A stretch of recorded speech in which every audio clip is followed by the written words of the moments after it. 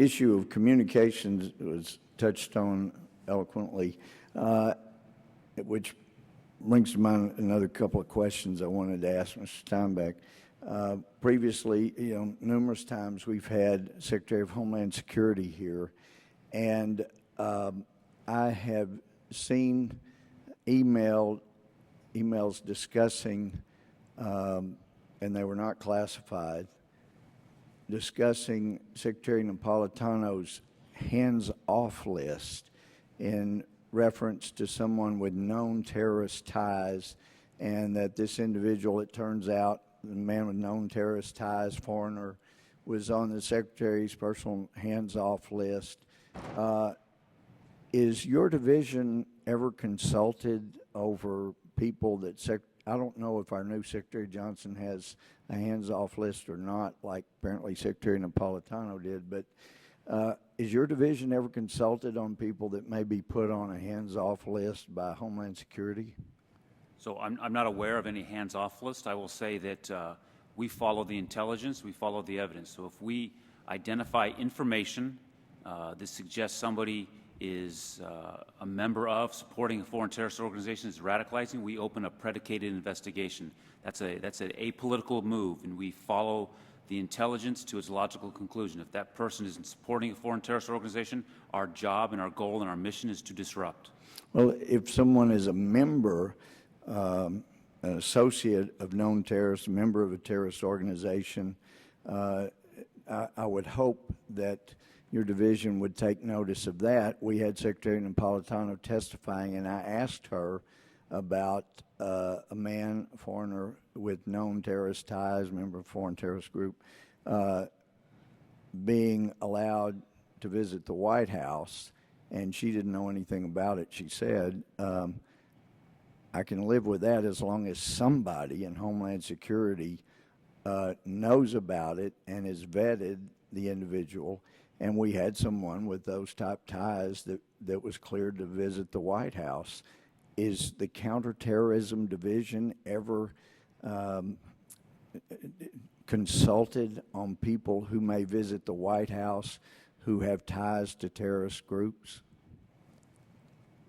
Anybody coming to the United States is subject to a vetting process. The Terror Screening Center, there's a multi-agency process that reviews databases to ensure that.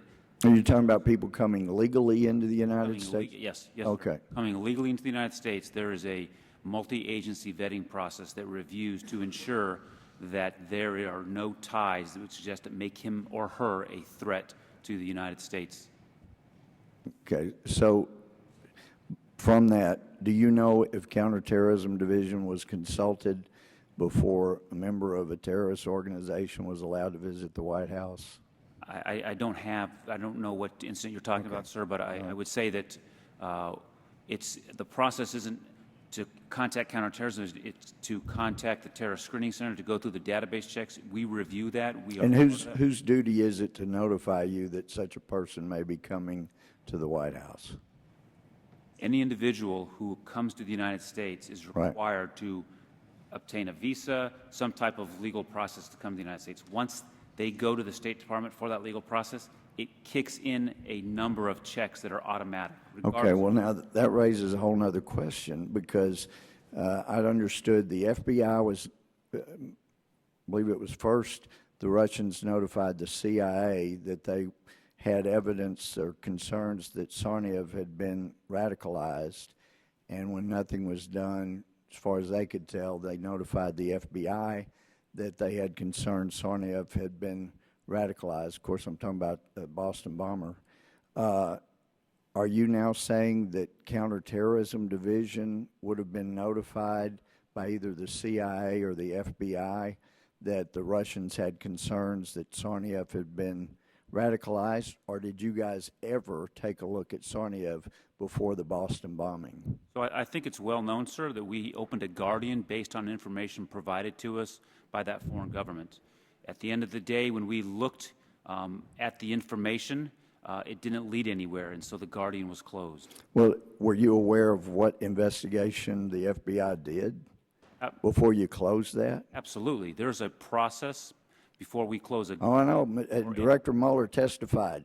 They didn't go to the mosque to talk. They went to the mosque, but it was under their outreach program. They never went to the mosque that was started by convicted terrorist Al-Moody to see if anybody there had any idea whether Tsarnaev had been radicalized. Was he reading Qutb? Was he reading things that had been known to radicalize others? Nobody asked those questions at the mosque he was attending. And from what we can tell, the best we got from the FBI, they talked to the bomber and talked to his mother, but I never was able to get any other information that anybody else was really talked to thoroughly. They talked to him, talked to his mom. They say they're not terrorists. They go to the mosque and the outreach program, never ask about, are there any terrorist-type comments, radicalized comments? Has he read milestones like Osama bin Laden and is now thinking more radical? Apparently, nobody asked those questions. So I'm really sorry, but it doesn't give me comfort that you would have opened a file and closed it based on the testimony we've had from other individuals of how little they did to stop the Boston bombing. But we appreciate it, and the record will be open for a period of, here we are. All members will have 5 legislative days to submit additional written questions for the witnesses or additional materials for the record. And in fairness to both of you, if you think of something you would like to be part of the record, you would like for the committee to know, then please provide that within 5 days, and we'll include that as part of the record as well. Mr. Chairman, yes. I just want to acknowledge that I have a group of members who are former retired law enforcement, the National Coalition of Law Enforcement Officers for Justice and Reform Accountability, who are in the audience. I just want to acknowledge them, Cleo, and thank them for their presence here today. Thank you, Mr. Chairman. And I know we both share not only appreciate their presence, but thank them for what they do day in, day out. So thank you for being here. Hearing nothing further, this hearing is adjourned.